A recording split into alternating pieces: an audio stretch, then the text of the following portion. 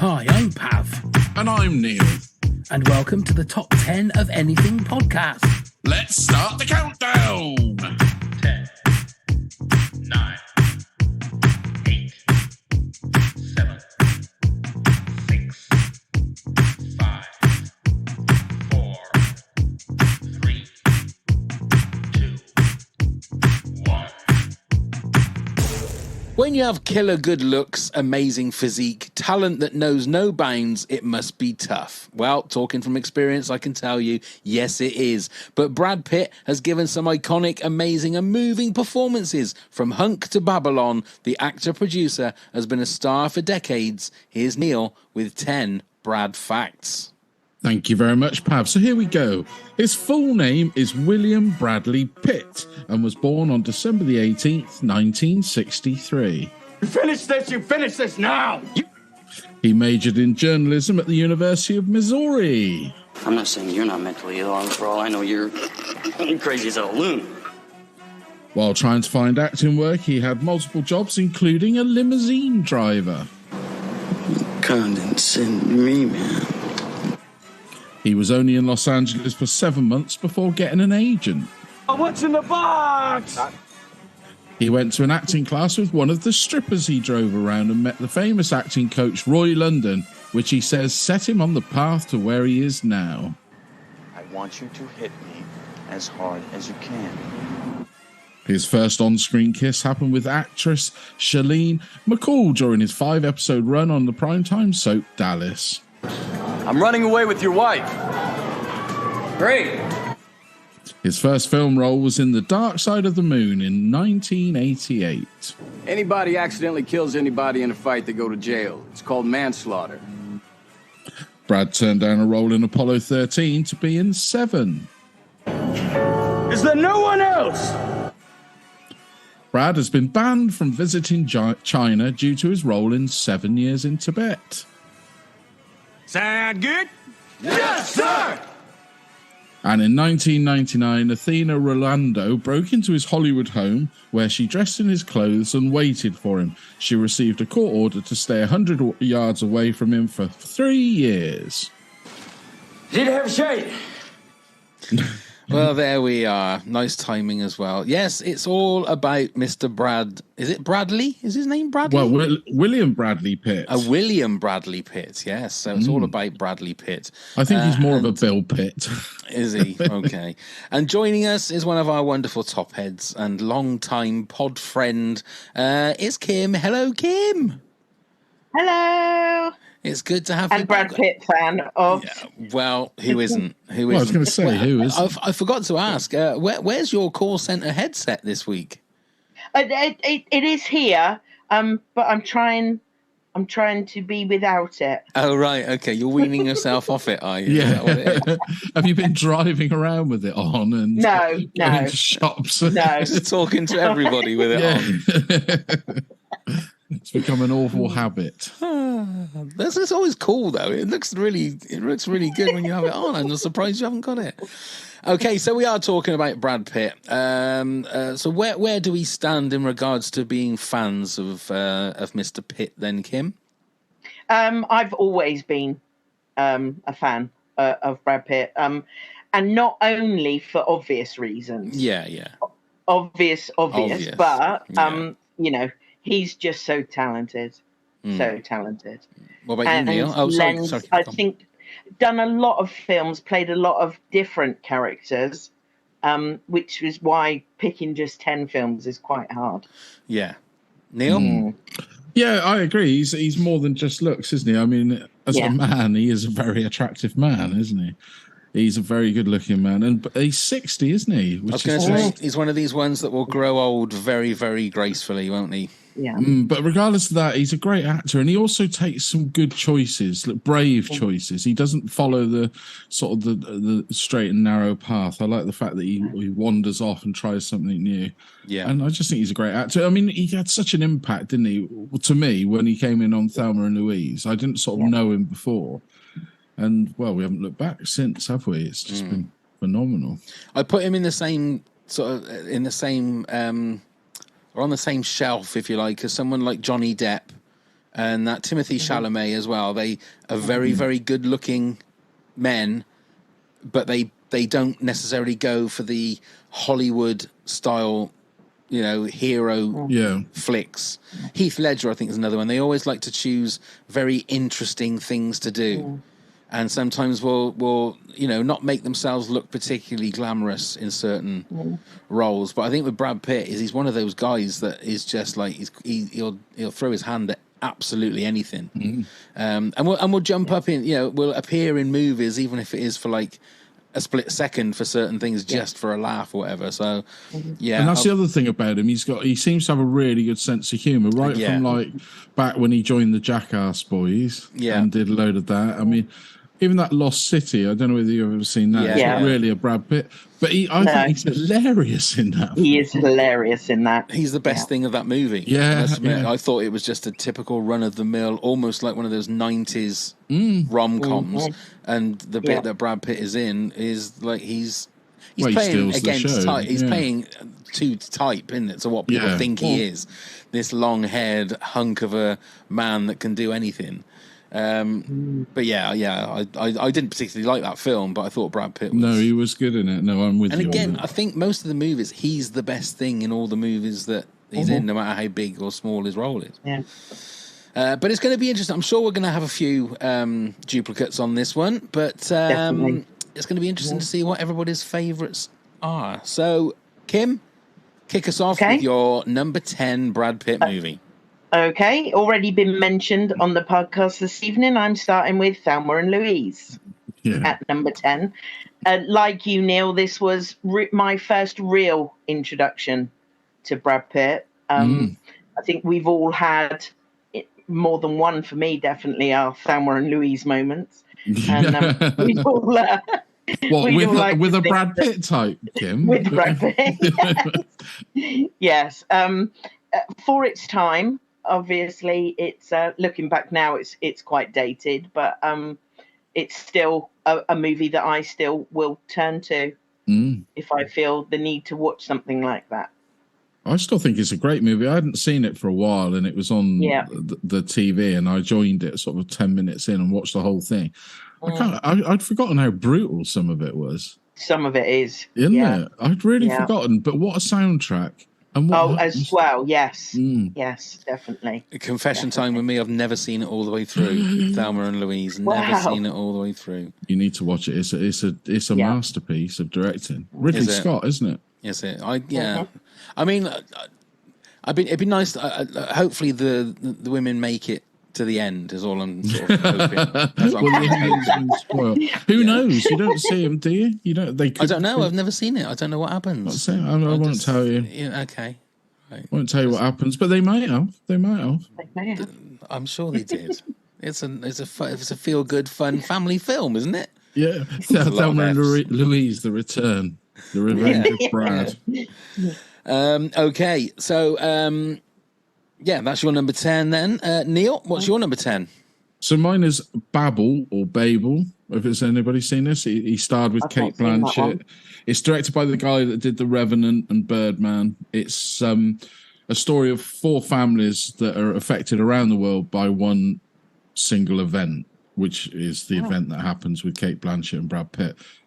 Now, it's not going to be comfortable viewing for your first time. You need to be you need to enjoy subtitles because there's a lot of subtitles obviously going around the world. But it's one of those films that plays on real high tension, and there's a bit in the desert. I won't say too much because if you guys haven't seen it, I don't want to spoil that tension for you. But there's a bit in the desert that raises the tension like you will never believe. And Brad Pitt and Kate Blanchett are just superb in their little roles. It's just a very clever film how all the 4 stories around the world connect to this one isolated incident. Brilliant film. There you go. I always thought it was a movie about the making of Baby Bells. I read it wrong. So it's a little bit more serious than that. Just a little bit. A little bit. All right. But there is cheese in it. Is there cheese in it? I don't know. Okay. But this was... sorry. I was just going on a footnote. This is the sort of film that... This is where Brad Pitt takes the risk. This is his, like you said, Johnny Depp moment or whoever you'd like to compare him to. This is the sort of film that he really takes that risk because he's not a glamorous role. It's not a starring role, really. So well worth it. Yeah. Okay, my number 10 is a movie I only saw about 2 months ago, I think it was, but there's clips of it coming on TikTok all the time, and it's Moneyball. I don't know if any of you have seen Moneyball. Yeah, not for a long time. I don't think I've seen that. Yeah, it's I mean, whether you're a baseball fan, I think you have to be a bit of a baseball fan, or at least a sports fan, to sort of get the full idea of it. But Brad Pitt is great in the fact that he's a coach of a baseball team that they've brought him in to try and do something, but with like no money. Yeah. And he's got all of the old guys that are his scouts telling him these certain players that they need to go and get. And he also brings in Jonah Hill from Superbad, who's a guy that knows how to crunch numbers and just look at the stats. Just purely, he doesn't care who the player is. So everything that these scouts that have been doing the job for like years and decades, they're saying to Brad Pitt, we need this type of player and this player. And then he's going, no, I want to get this player and this. And yeah, but he's 35 years old. He's got a dodgy knee. Yeah, but he does the job. He does the numbers that we need. And obviously he gets a lot of kickback from his manager and stuff like that. But it's the way he is very focused and very on purpose for what he needs to do. And he doesn't care what everybody else says. And in the end, it kind of sort of works out, if you like. But it's a great performance from Brad Pitt because he doesn't take any shit from anybody. You know, he goes into the changing rooms after his team have lost, and they're all dancing around, and and he just throws the biggest paddy that you've ever seen, throwing things around, saying you shouldn't like losing. It's not right. But I would thoroughly recommend it, anybody that is a Brad Pitt fan, to just go and because it's a powerhouse performance, and he's really one of those ones where it's him against the world. But then it became a thing that football teams do it now. They do the Moneyball kind of experiment where it's not necessarily buying the best players, but it's the best players for your system as opposed to expensive players. And a pre-Marvel Chris Pratt, I think was it? Was he pre-Marvel? Wow. I thought, he probably would have been 2011, so he would have been, yeah. So, so it's I'd thoroughly recommend it. Go on then, Kim. I was going to say, just quickly on that note, I can't remember. Is it based on a true story? It's that one. True story. Yeah. There's even John Henry, someone playing John Henry, who's the guy that owns the company that owns Liverpool Football Club. At the end, talking to Brad Pitt. So. Oh, wow. Yeah. Wow. Okay. Ooh. Kim, your number 9, please. Okay. My number 9 is Burn After Reading. All right. He's great in that, isn't he? I don't know, Pav, have you watched this one? I have, but I did. Yep. I thought it was going to be about the city that's not far away from us. I thought it was Reading. Yeah. That's what I thought it was. I thought, Brad Pitt's in a film about a time near us. But it is. Why did you want to see it burn? Why? I don't know. But I have seen it, but not. It was a while ago that I saw it. Yeah. It's a bit of a quirky one, I think. Not maybe it's one that you need to watch a couple of times to actually get it all. But as Neil will vouch. Brad Pitt is just so funny in it. He plays a kind of a camp guy, which is quite unusual, not what you'd expect from him, but he's very funny. And of course, the lovely Tilda Swinton is in it. And the lovely George Clooney as well. Yeah. But okay. Yeah. So, it did take me a couple of times.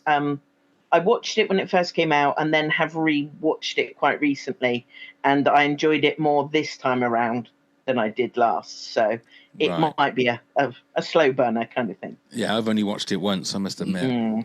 I've seen it a couple of times. It's Brad in his lycra and his lovely dancing.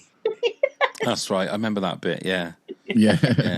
But it's typical sort of Coen brothers fare. Yes, isn't it? It is. It's not going to be a straightforward narrative. It plays with everything. But yeah, it's good fun. Isn't John Malkovich in it as well? He is. He's the bad. Yeah, he's the bad guy. Yeah. Mm-hmm. Yeah, that's right. And he's funny as well in that. Yes. Yeah, it's a good film actually. Yeah. Okay, another one to re-look at. Go on then, Neil, number 9. Ocean's 11. Oh, that's my number 7. Oh, excuse me. But Brad in this this is when he's cool Brad. Yeah. And I know Pav's going to love this because it's eating. Oh my God, that's all he does is eat. Yeah, he said it on purpose, didn't he? He felt that he had nothing to do in the scene, so he decided just to eat every time you see him. But And he's another good eater. He's like Kevin Costner. He's a good eater. He looks good when he's eating. Yeah, well, eating and acting. And everything he eats looks tasty as well. Yeah, those big prawns. He has those big prawns, doesn't he? He does. But it's also a great film, especially because I saw this before I saw the original and then went back and watched the original and how god-awful that was. And then I realised that Steven Soderbergh made quite a classic little heist movie, a great heist Very movie, in good. fact. And I would put it as a classic because, I mean, I don't think the sequels quite stand up to the first one. Seemed a little bit pointless, the second one.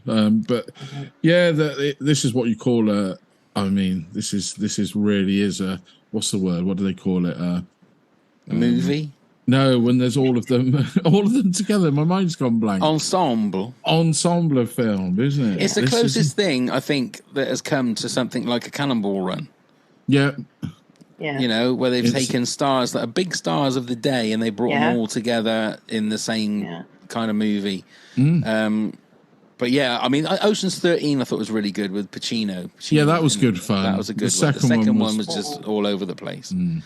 But yeah, I thoroughly. But they all had great chemistry, didn't they? All of them together was just such good chemistry, and it was great fun to enjoy them on their romp.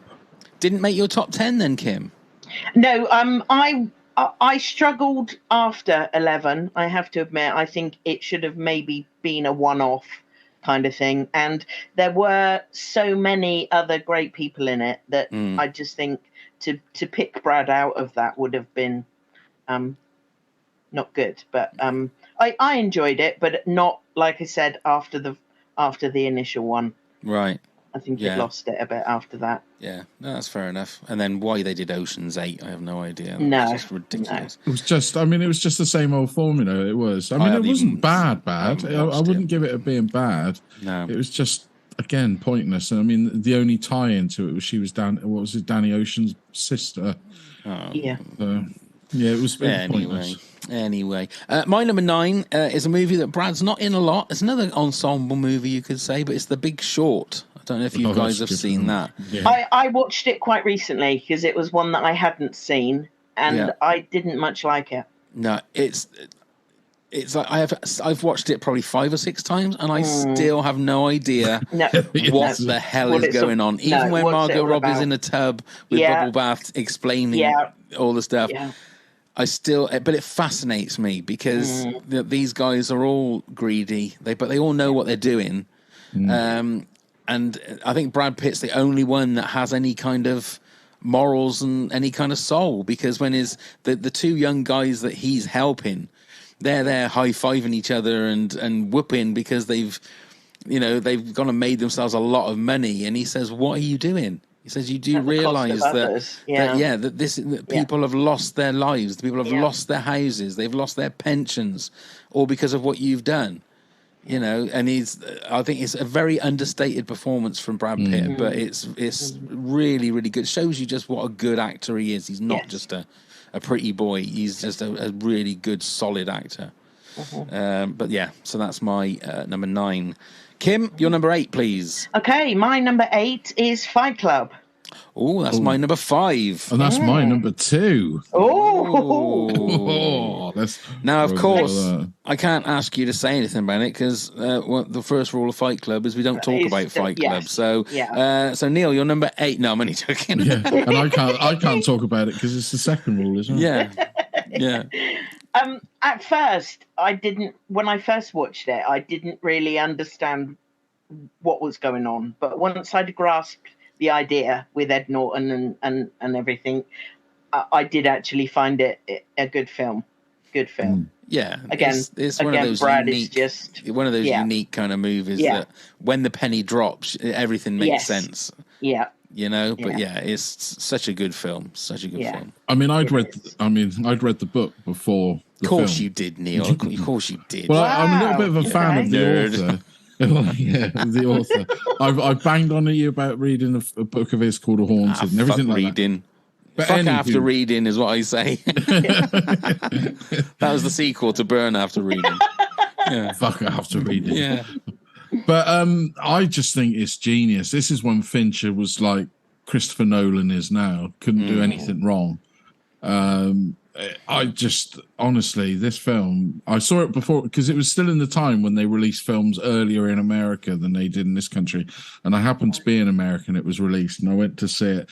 And I remember coming back to everybody and was just like, you've got to see this. I think I saw it about 4 times at the cinema in the end. Wow. Just because there's so much in it that you will miss. Yeah. And it takes numerous and numerous watching to see everything. And, you know, I mean, yeah, it's just genius and so great cleverly soundtrack. shot, and the way that certain angles are used, and he's bloody cool in it. Oh, he's dressed in the 70s gear and he looks the absolute part. But that's the thing. I've always said when someone looks like Brad Pitt, they can wear the stupidest things they like, and they'll still look cool. Yeah, you know, it's one of those things when you're that kind of. We shouldn't take away how good Ed Norton is in that. No, absolutely, yes. I mean, he carries a lot of that movie, and also Helena Bonham Carter. Yeah, Just I think the film is brilliant. It's absolutely fantastic. Yeah. And the late Meatloaf with his bitch tits. as they Bob had bitch tits. Bob had bitch tits, indeed. Oh. Bless you, Meatloaf. Okay, then. Neil, your number 8. So my number 8 is True Romance. Now, I know Brad Pitt's not in there very much, but I think he's so good. I mean, I don't know whether he's just being himself in this, because obviously, famously, in the early days, he was a big stoner, so he knew what he was doing. But he's like the comic relief in this movie. And it's great, especially when they all turn up to find out where they are, and he's offering to get them some snacks and everything. But yeah, 10 minutes and he's gone out of that movie, but he's one of the highlights. Yeah. You a fan of this movie? I didn't have this one on my list. And I think because, like you say, he was only in it for 10 minutes, so I don't really, But, and I haven't seen that for a little while now. No, but it still holds up. Still holds up. It's the script, I can remember watching that and thinking, the first time thinking, he's going to get shot in a minute. I think the way they frame it as well, it makes it look like the Italian gangsters or whatever they were are just going to pull guns out and just shoot him where he sits, you know, and he's sort of telling them that he's getting snacks and stuff. But it is a good performance. It definitely while puffing on his bong. That's right. Yeah. While puffing on his bong, indeed. Okay, my number 8 is World War Z. Or World War Z, as we could say it in this country. The amount of trouble that they said that this movie was when it was like trying to be. I enjoy watching it again because the fact that Brad Pitt's not trying to be a hero as such. He's just a dad trying to get his family to safety. And it's just a great action film. You know, it's got some really unsettling moments, some really sort of heart-shuddering, heart-stopping moments. But I thoroughly recommend this movie. But I would thoroughly as well recommend reading the book because it's just as good as... No, genuinely, or listen to the audio book as you like. I've listened to the audio book. Max Brooks, isn't it? It is. Yeah, it is. It's not really like... I mean, the movie is one slice of what the whole book is, isn't it? It's one little bit.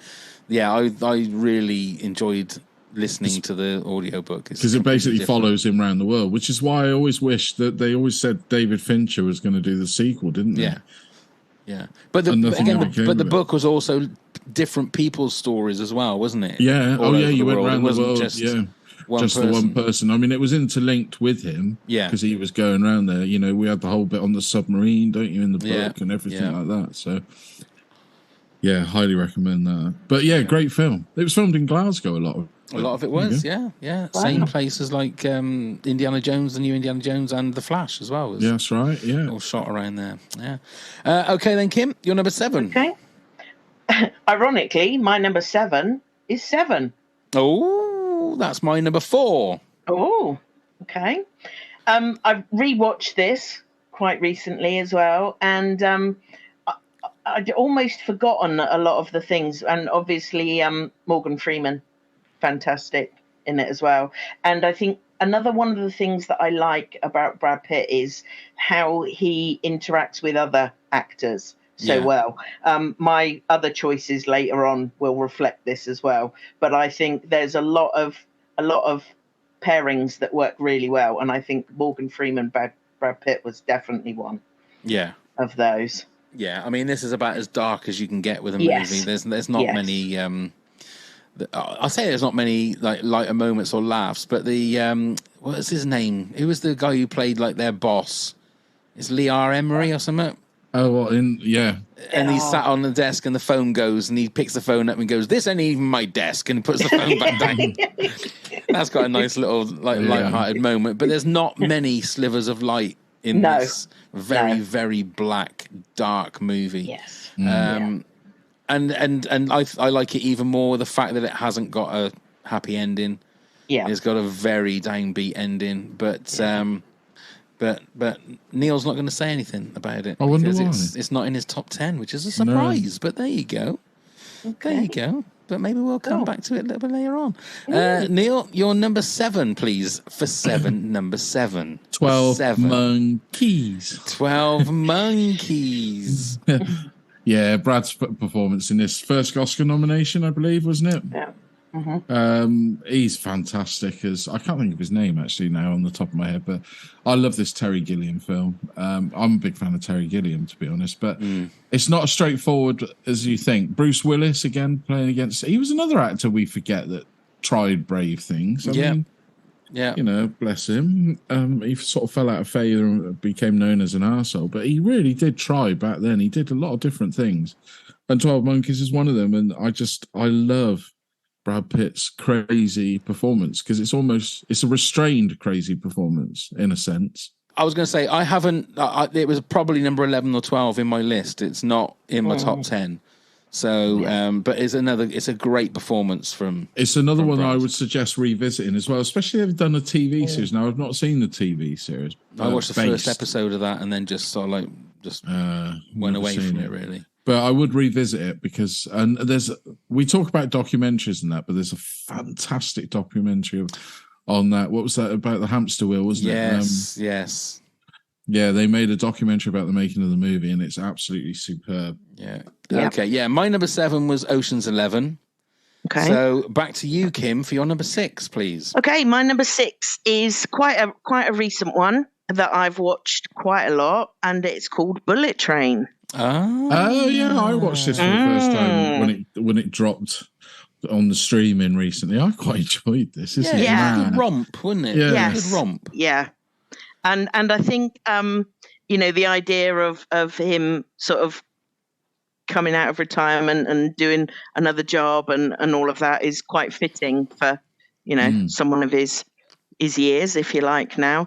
But it's got everything. It's got some comedy and some action, and the guys in it, the younger guys in it, are really funny as well. I think the two Londoners. Sometimes it tries to the fruit guys. Yeah, it tries to be a little bit too Tarantino-esque. I think sometimes. Yes. With like smart little dialogue going in between people, it didn't quite sort of sound. Yeah. I think only Tarantino can do that really well. But I thought it was a good solid action movie. Yes. Yeah. Yeah, it is crazy. Very, very crazy. But yeah, it's a good Brad Pitt. Mm-hmm. Yes. Yeah. Yeah. Right. It's saying my internet connection is unstable now. So God knows what is going on. We've got like I said, we're due this massive thunderstorm. Oh, I don't know. So come on, let's get going so we can get this done. But a great number 6. Yeah, that's your. So Neil, your number 6. Interview with the Vampire. Mm-hmm. I think it's a great movie. I love the movie. I know that Brad Pitt didn't enjoy filming it, and he does come across very upset and miserable in it. But I still think he comes across well because it's perfect for him to feel like that in the character that he is. But great hair. Great hair. Great film. And this, I don't think is aged at all badly. It's pretty brutal. That whole bit with Antonio Banderas in the nasty. But I don't think they'd film something like that now. Genuinely, they probably wouldn't. I haven't No. seen it for a long, long time, I must admit. No, I haven't seen it for a long time. But yeah, I've watched it recently, and it really all holds up. And little Kirsten Dunst in it is so good. Wow. So good in that film. Yeah. But yeah, it's a very good film. That's a good one. My number 6 is the tank movie, is Fury. Great movie. And that is, I mean, it's visceral. It's very, very violent. You're looking at sort of the same sort of thing as Saving Private Ryan. It's that kind of thing. But again, an amazing cast. I mean, Shia LaBeouf is amazing in this movie. Yeah. He gets a lot of people saying that he's weird and stuff like that. I think he had his front tooth removed, or one of his teeth removed, so that he'd have a tooth like missing. Wow. John Bernthal as well. I think he's a great actor. God. I really like John Bernthal. Logan Lerman is another one that was in it. He wasn't is. it? Who was the other guy? Wasn't there another guy? Oh, I forget his name. He was in Ant-Man and stuff like that, wasn't he? Yeah, sort of the Latin American guy. I can never remember his name. Something. Michael Pena, that's it. Yeah. Michael Pena. But it's a great World War II movie. But it's so vicious. It is so puts you right in the middle of the blood, the guts, and the mud and the dirt of what it must be like to be just in that. And it's unbelievable. You get to think that people actually did that kind of stuff. So I mean, I'm surprised. You feel grubby with them, don't you? Yeah, you do. I'm surprised it's not in your top 10 then, Neil. I must admit. Oh, it sort of flitted around, but I am a big fan of it. Yeah, I do really like this movie. And you're going about Shia LaBeouf, and he got a lot of criticism for doing like this method acting thing. Yeah. They never used to do that to Nicolas Cage, who did the same sort of thing. And I think he's an easy target. I think he really is. And they forget he's such a good bloody actor, isn't he? He is fantastic. Okay, but we're halfway through. We never did this for your other performance with us, Kim. It's time for this. Pop quiz, hot shot. Yes, we've got a quiz. So they're all Brad Pitt quiz questions. We may well have come across some of the answers for some of these. What we've been talking about. Now I was going to say. You just glitched. There. My turn. The Matrix glitched. God Almighty! If we get through this episode, it will be a miracle. It'll be a miracle. Yeah. So it's first one to 3, Kim. Okay. And if you get the question wrong, it goes over to your opponent for a bonus point. So Kim, you are our guest. Do you want to go first or second? I'll go first. Okay. In what Kevin Costner movie did Brad play an uncredited party guest? Ooh. Was that the Robin Hood one? Was not, no. No. What Kevin Costner? Oh, The Bodyguard. It wasn't. It was no. It wasn't Waterworld, was it? No, it was No Way Out. It was No Way Out. Okay. All right, back in 87. It was. Okay, then Neil. Brad starred with which Ocean's 11 co-star in The Mexican? Julia Roberts. Is correct. It was Julia Roberts. Kim, which movie did Brad turn down so he could appear in 7? Was that the Apollo one? Apollo what? 13? Is correct, which was one of Neil's facts. Yeah, it was. Yeah. Neil, who did Brad pay $29 million to in a divorce settlement? Unfortunately, it wasn't me. No. Or me. Which one? I'll go Angelina Jolie. It was the not. Other one, then, isn't it? Go Kim. It was Jennifer Aniston. It was Jennifer Aniston. So Jennifer. So Nick, Kim. Easy mistake to make. Kim, yes. For your chance to win, this is get this right. You've won. Yeah. Moneyball was a movie set in the world of which sport? Might be baseball. It was. Yay! Well done, Kim. Well done, Kim. I only had 2 other questions left as well, so that was a good job you got it. The other one was, how many times has Brad been voted sexiest man alive according to People magazine? Christ. Oh, my God. 10. More than that. 20. It's only twice. Oh, really? What? And what movie that Brad has been in has been his biggest box office success? Oh. Wow. 7? Was it World War Z? It was not. It was Deadpool Ah. 2. Oh, No. He was Christ, only in yeah. it for like 5 seconds. Yeah, 5 blink and you seconds. miss him. But it was Yeah. a bit of a trick question, so I Ah. apologise for that. A bit of a trick Okay. question. Anyway, back to the job in hand. And Kim, what's your number 5, please? Okay, for me, number 5 is another one of more recent years. Once Upon a Time in Hollywood. That's my number 2. And that's my number 3. Oh, Yeah. yes, Yeah. I really enjoyed this. I thought when I first watched it, I thought, oh, it's a bit long and I don't know if I really get it. But now, yes, I really like it. I've seen it again quite recently. Such a good movie. Yes. Such a good movie. Yeah. It really is. Everybody is so strong in their game in Yeah. this film. Yeah. And I love the way that Tarantino is completely fucked with Hollywood as well. Yeah. I love it. He Yeah. did it with World War II and he's done it with this. He does it with everything. Yeah. And Yeah. I loved it. Loved it. And it showed, I mean, again, it was only a couple of years ago that it was made, wasn't it? But Brad with his shirt off, I mean, you can't beat that for a start. And he's just so good. I mean, when he has his fight with Bruce Lee, Yeah. when he's at the end, when he's had that, I mean, what was it? It was a cigarette laced with LSD. LSD, yeah. And then Charles Manson's family come knocking at his door and he just laughs at them. And I know. it's just so good. It's just such a good performance. And he won the Oscar for that, didn't he? Yeah. Yeah. He won the Oscar for that and thoroughly Deservedly so. Well deserved, yeah. Definitely. It's such a well-written movie as well. Mm-hmm. That's a great one. Oh. Yeah. Yeah, it is. Go on then, Neil, you're number 5. Inglourious Bastards, talking about Tarantino. Another one, World War II one for him, but he's the push jaw. That he's the what? He's got that push jaw, hasn't he? Forward when he talks in this one. He's like Bubba. You go, because he's not a nice character at all in this one. I know you don't feel you're not supposed to feel sympathy for the Nazis or whatever, but no. He is a brutal bastard in this, and a great, again, ensemble cast. Yes. He's got a job to do. That's all he's got to do. And to be fair, it's the same kind. That character's cut from the same cloth as the guy who plays in Fury. Yeah. It's like their job is to go there and kill Nazis. That's their only job. They're not there to do anything else.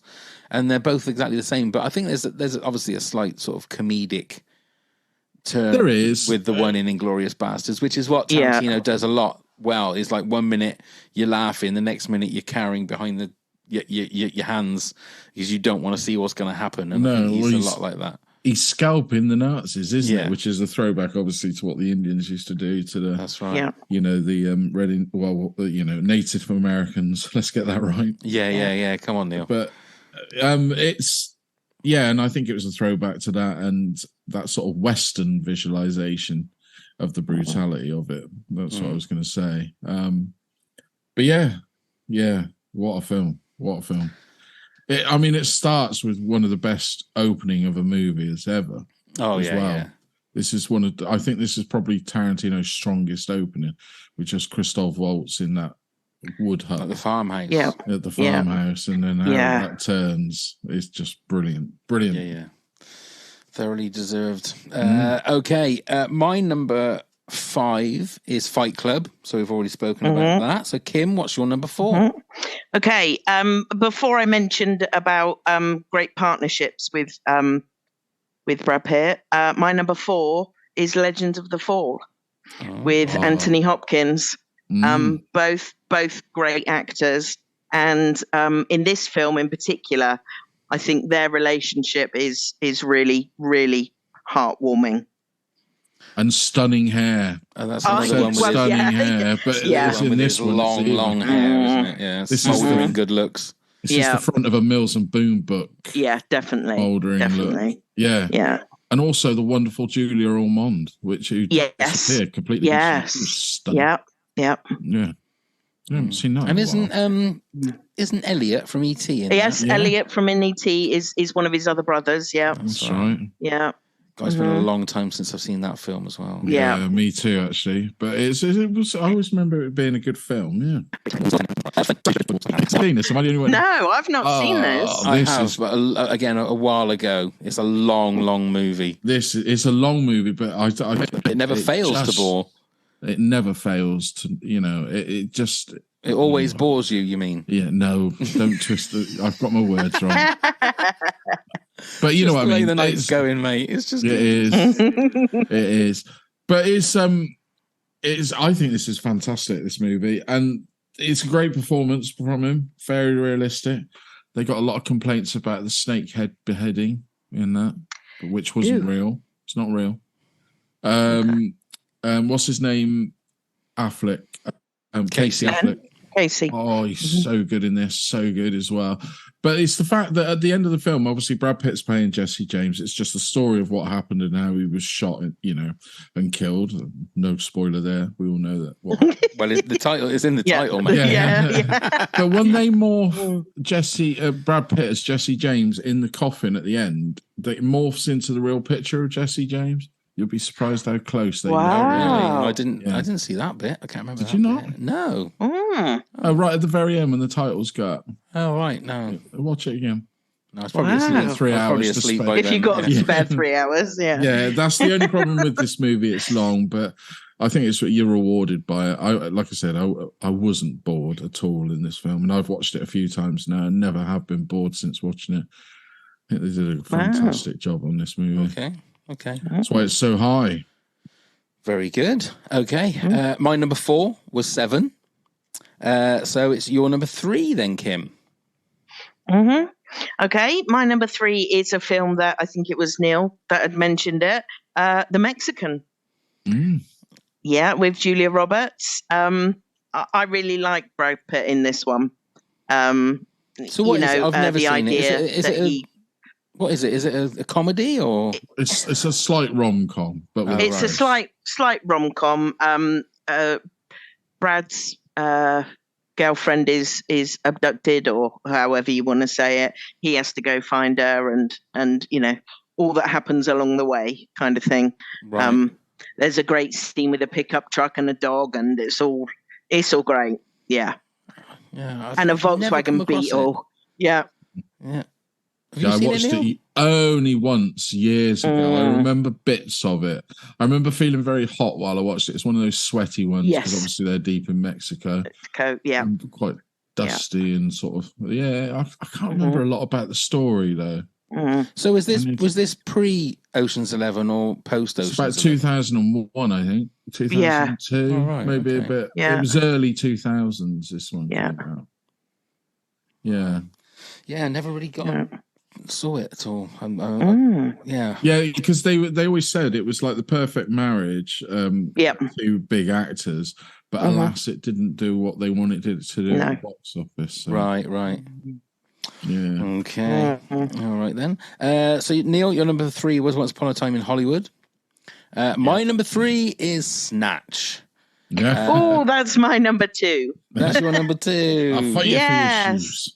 And I'm surprised, Neil, that's not in your top 10. I must admit. I like it. I'm not a huge fan of Snatch. Wow. Again, it's a British version of Tarantino, isn't it? Guy Ritchie did that, and you could tell that was that. But it had to be high in my top 10 just for Brad Pitt's performance, acting in it. Yes, because absolutely. he is absolutely fantastic in this. Oh, there's no denying that. He throws and himself into it, doesn't he? Yeah, and I think they said that the reason that he took an Irish accent was because he couldn't do an English accent. That's right. So he decided to do, and there's loads of times when you have no idea what he's saying, which is the comedy of it. But and I think this was around Fight Club, wasn't it? Because he still had the Fight Club body. Yes. Yeah. In this, when he was doing the bare knuckle boxing and stuff. He did, But such a good performance, and I think for me, it's my favourite. What's the name of the guy? Guy Ritchie movie. Yeah. But it is so cut from the same cloth as Tarantino. It kind of sometimes is almost like he's almost making a parody of a Tarantino movie, rather than just doing his own and a Cockney thing. Gangsters. That's what used to wind me up a little bit. It was a bit too all right. Yeah. And that was a bit too much for me. But I do agree, Brad Pitt's performance is very good. Yeah. Yeah. And like I said, I'll fight you for your shoes. Yeah, it's when he says they're negotiating about a caravan, aren't they? That's right. And Jason Statham says, if you think we're going to spend money on a tart, some tart's caravan, and the sound effects go zoom, and it's like a close up of Brad Pitt and his family. Like, I wasn't calling your mum a tart, no. Oh, dear. And then I need a shite. That was the great the great quote. Okay, so that was my number 3. So Kim, Snatch is your number 2. Yes, Neil, it is. Yep. Fight Club is your number 2. Once Upon a Time in Hollywood is my number 2. So before we reveal our number 1s, Kim, do you want to give us a rundown? A rundown of 10 to 2, and then Neil will do the same, and then I'll do the same. Okay, so for me then, at number 10, it's Thelma and Louise. Burn After Reading comes in at number 9. Fight Club at number 8. And at number 7 is 7. Bullet Train is my number 6. Once Upon a Time in Hollywood is my number 5. Legends of the Fall, number 4. The Mexican at number 3. And Snatch at number 2. Lovely. Neil? So at number 10, I had Babel or Babel. Number 9, Ocean's 11. Number 8, True Romance. Number 7, 12 Monkeys. Number 6, Interview with a Vampire. Number 5, Inglourious Bastards. Number 4, The Assassination of Jesse James by the coward Robert Ford. Number 3, Once Upon a Time in Hollywood. Number 2, Fight Club. Lovely. And mine is number 10, Moneyball. 9, The Big Short. 8, World War Z. 7, Ocean's 11. 6, Fury. 5, Fight Club. 4, 7. 3, Snatch. And 2, Once Upon a Time in Hollywood. So, Kim, what is your number 1 Brad Pitt movie? I'm afraid I've gone really girly on this one. And for me, my favourite, the ultimate Brad Pitt movie is Meet Joe Black. Okay. Even with the most brutal car crash ever recorded in film. Yes. It's weird because I like the idea that the Grim Reaper's coming to get us. And if it looks like Brad Pitt, that's fine by me. I love the whole boy meets girl thing, and the way that he comes off as quite vulnerable in a lot of ways in this film, like when the servants introduce him to peanut butter and stuff like that. It's just a fab film. It's a Martin Brest film again, isn't it? We spoke about Martin Brest, was it? Yes. A couple of weeks ago. So yeah, it's a film by him. It's a long film. I have to admit as well, I've never seen it. It is a long film. I've never seen this film either. So no, I know. So I'm assuming Brad Pitt. Anthony Hopkins again. So yeah, Brad Pitt plays Death, does he? Yes. Right. Yes. And he's sent to Earth to take a very rich businessman played by Anthony Hopkins. He kind of embeds himself within the family in order to do this, ends up falling in love with Anthony Hopkins' daughter. And, there's twists and turns in the whole business thing. And yeah, it's just a great watch. Okay.